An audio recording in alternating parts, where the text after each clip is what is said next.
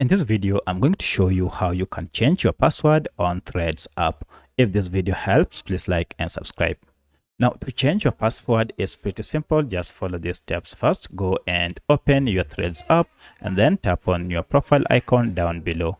From here, go to these two lines and tap on it and find Account Center. Now, under Account Center, you should look for this option, Password and Security. Here, if you tap on this, you have three options. You can change your password, you can add two-factor authentication, as well as you can find saved logins.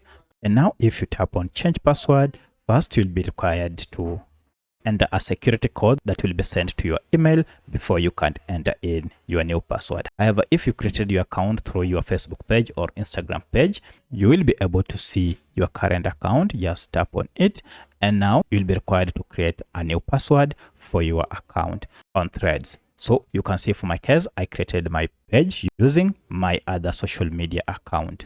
So that's how you can change your password on Threads. If you have any other question, kindly let me know in the comment section.